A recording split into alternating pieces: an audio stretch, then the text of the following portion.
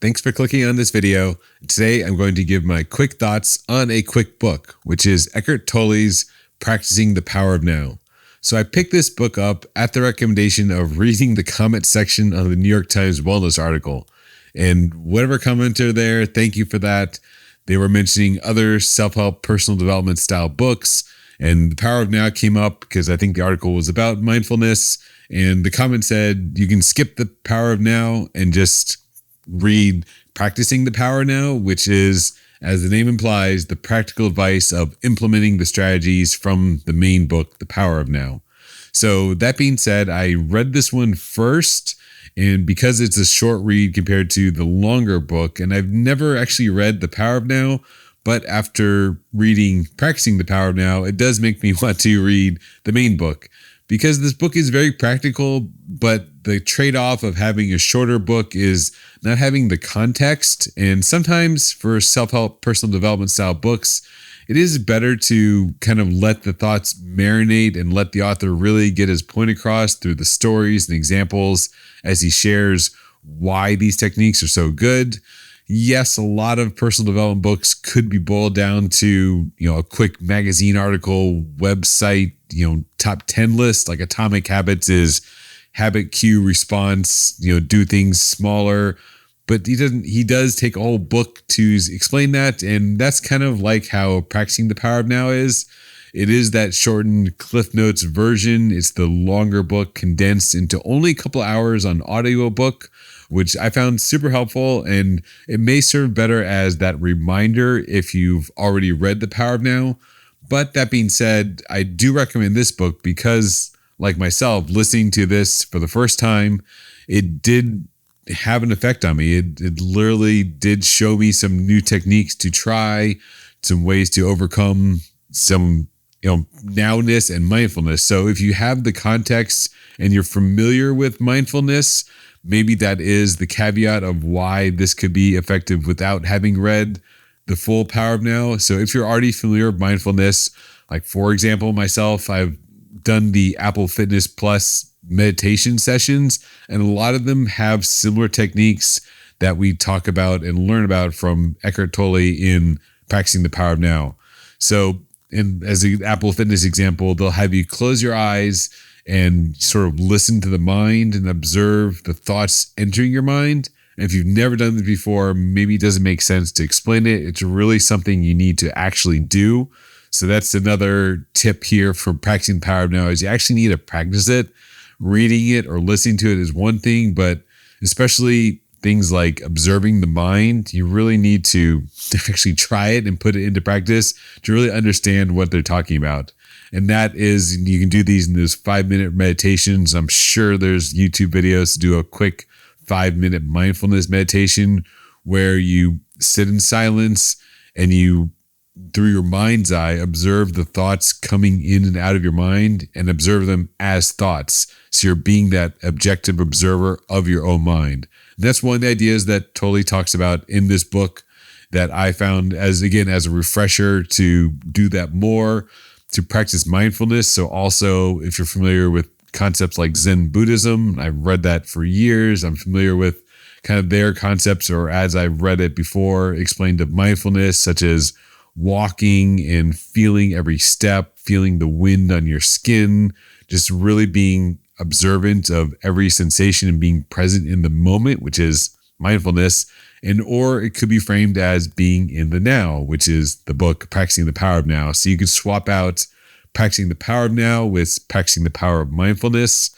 So all in all, these are concepts that are repeated many times through many different angles. And like most personal development books, sometimes it's an author explaining one of these classical concepts of mindfulness and repackaging it in a slightly different way, like this is being now. So maybe that clicks with you, and maybe this is the book you need to get that revelation of has a lot of powerful effects of being mindful, being in the moment.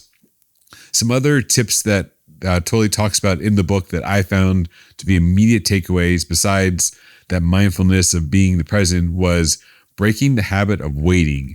And I found this a really solid foundation or application, not foundation, application of mindfulness and now.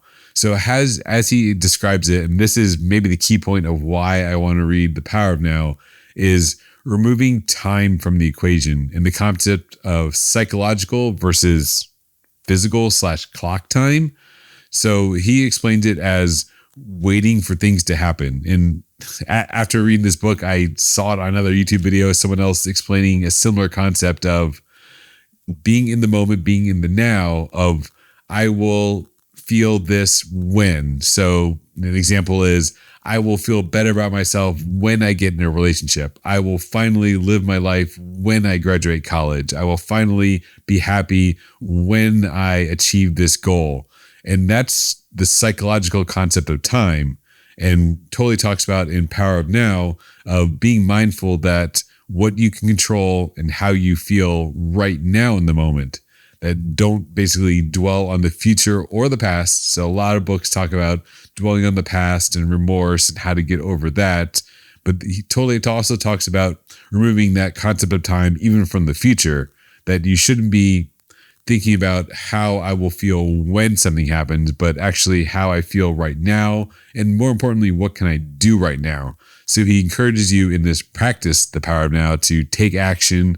Maybe that action, he says, is making a list of or planning. Maybe that is the action you need to take right now, but having that reminder of not just planning or waiting for this graduation to happen, waiting for this interview to happen. What can I do right now to take a step towards that goal, or just to feel better about myself right now in the moment? And those are some really, good takeaways that are applicable to however you want to spin this, whether it's, he used the example of like relationships or career or school or anything, but just being more in the moment and taking action. So that's maybe how you can package this Power of Now, also maybe with a productivity mindset, which is maybe what I'm interpreting this as, and whoever reads this book may interpret their own ways. And again, that's what I said earlier, the power of these personal development books. It's saying these, classic advices and how you're interpreting it and what you get from the advice or from this concept can be applicable to your own situation. So one last note of practicing the Power of Now, it has a lot of other similarities to Michael Singer's The Untethered Soul, which I had listened to earlier this year, where he talks a lot also about mindfulness and being not your thoughts and seeing your thoughts for thoughts and being kind of the observer of your own mind. And by doing that and putting into practice to have control over your feelings and thoughts and being more present and happy in the moment.